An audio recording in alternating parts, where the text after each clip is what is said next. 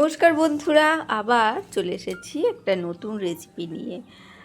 আশা করি আজকের রেসিপিটা দেখে তোমাদের ভালো লাগবে। আজকে আঙুরের একটা রেসিপি। আঙুর দিয়ে এত সুন্দর যে এটা বানানো যায় সেটা সত্যিই জানতাম না। তাই জানলাম যখন, শিখলাম যখন, তাই তোমাদের সাথেও একটু শেয়ার করতে চলে এলাম। আঙুরগুলো প্রথমে জলের মধ্যে ভালো করে ধুয়ে পরিষ্কার করে নিতে হবে। একটু হালকা উষ্ণ জলেও যদি রাখতে পারো, রেখে দিতে পারো, তাতে খুব ভালো হয়। ময়লাগুলো খুব ভালো পরিষ্কার হয়ে যায়। এখন তো যে কোনো জিনিসই মানে নানা রকম জিনিস মানে গায়ে লাগানো থাকে বিষাক্তকর, তাই যে কোনো জিনিসই খুব ভালো করে পরিষ্কার করে জল দিয়ে কিন্তু অবশ্যই ধোবে। আর উষ্ণ জলে যদি পারো তো খুব ভালোই হয়, মানে ধুয়ে পরিষ্কার করে নেবে। চলো আমরা এটাকে ধুয়ে পরিষ্কার করে নিয়ে আসছি, তারপরে কি করছি অবশ্যই সঙ্গে থাকো, দেখতে থাকো, আশা করি তোমাদের ভালো লাগবে। এখানে আঙুরগুলোকে আমি মাঝখান থেকে একটু লম্বা লম্বা করে কেটে দেবো, একটু সুন্দর করে এইভাবে। হ্যাঁ, এই কাজটা একটু সময় সাপেক্ষ, একটু ধরে ধরে সুন্দর করে কাটতে হবে। মাঝখান থেকে একটা করেই ফালি দিয়েছি, এমনি কিছুই করিনি, মাঝখান থেকে একটা লম্বা করে ফালি দিয়েছি। এটা এমনি না কেটেও হয়, কিন্তু আমি কেটে করি, ভালো লাগে। চলো, কাটা হয়ে গেছে, দেখতেই পাচ্ছ সুন্দর করে। আর এরপরে আমি কড়াই বসিয়ে দেবো। কড়াইয়ে খুব সামান্য একটু তেল দেবো, সাদা তেলই দিয়েছি। তার মধ্যে একটু কাজু বাদাম হালকা করে ভেজে নিচ্ছি। দেখো, কাজু বাদাম সুন্দর করে হালকা করে একটু হালকা লাল করে ভেজে নেবো। যারা এই পর্যন্ত দেখছো, লাইকটা দিতে ভুলে গেছো, তারা অবশ্যই একটা ছোট্ট করে লাইক দিয়ে দিও। আর পুরোটা দেখার পর যদি মনে হয় রেসিপিটা খুব ভালো লেগেছে, তাহলে অবশ্যই একটা কমেন্ট করো, আর পারলে শেয়ার করে দিও। আর নতুন যারা বন্ধুরা আছো, দেখছো, তারা অবশ্যই একটা লাইক দিও, আর সাথে একটা কমেন্ট করো। তারপরে চাইলে চ্যানেলটাকে সাবস্ক্রাইবও করে রেখে দিও। আমিও তোমার পরিবারে কিন্তু চলে যাব। এখানে একটু 5 ফোড়ন দিয়ে দিয়েছি ওই তেলটার মধ্যে, আর একটা শুকনো লঙ্কা। শুকনো লঙ্কাটা ছিঁড়ে দিইনি, এমনিই দেবো। আর তার সাথে দিয়ে দিলাম, ফোড়নটা যেই ভাজা হলো তখনই দিয়ে দিলাম এই যে আঙুরগুলো, যেটা কেটে রেখেছি আঙুরগুলো লম্বা লম্বা করে, সেইটাই কিন্তু আমি কড়াইয়ের মধ্যে দিয়ে দিচ্ছি।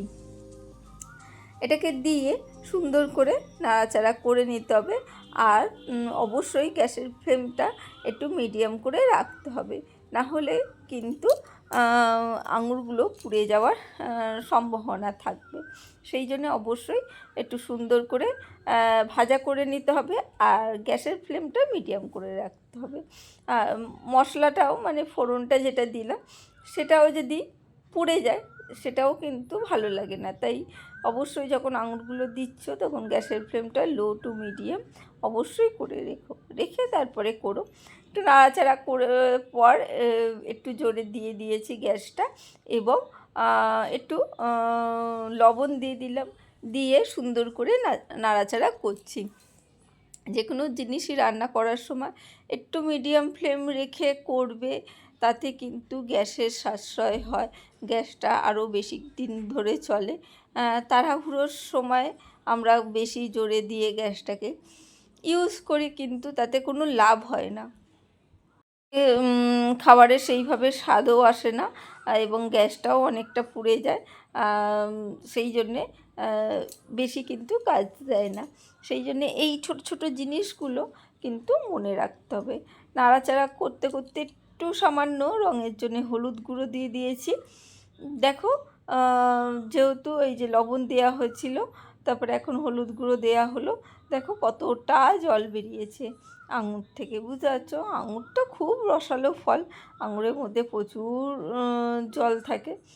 সেই জন্যে অবশ্যই লবণ দিলে সেই জলটা কিন্তু বেরিয়ে আসবে।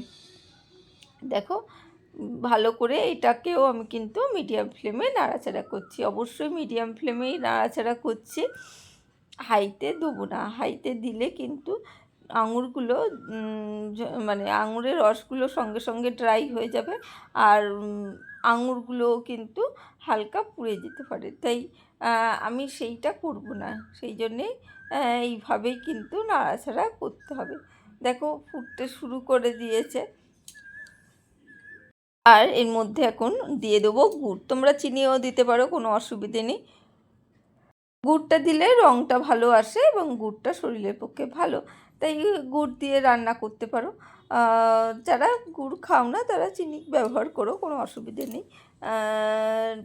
টেস্টে পার্থক্য হয়, গুড় দিয়ে আলাদা হয় আর চিনি দিয়ে আলাদা রকম হয়। তারপরে মিষ্টিও কিন্তু মিষ্টি যেমন হলো সেই রকম গুড় দিলে কিন্তু আলাদাই রঙটা আসে। সেই জন্যে তোমরা চাইলে চিনি দিতেই পারো, কোনো অসুবিধে নেই।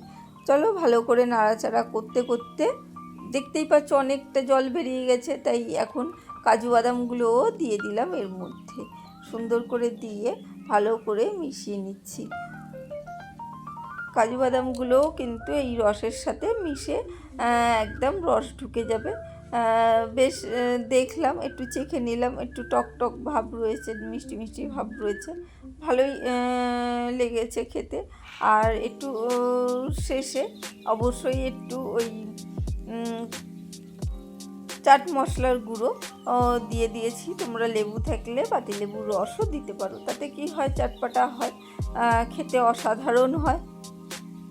আমার কিন্তু একটু চেখে দেখে নিলাম, আঙুরের চাটনি কিন্তু মোটামুটি রেডি। কেমন লাগলো রেসিপিটা অবশ্যই কমেন্ট করে জানিও। আর তোমরা কোনো দিন করেছো কি সেটাও বলো, যদি না করে থাকো অবশ্যই ট্রাই করো। আঙুর এবারে শেষ হয়ে আসবে, সেই জন্যে অবশ্যই আঙুরের চাটনিটা করে নেবে। দেখো একটু ঝোলটা কমিয়ে নিয়েছি, মাখো মাখো করে নিয়েছি।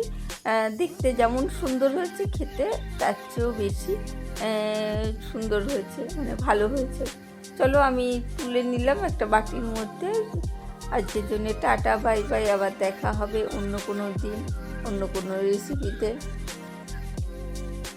সবাই ভালো থেকো, সুস্থ থেকো, সাবধানে থেকো, আর এরকম ভালো ভালো খাবার খেতে থাকো। চলো টাটা।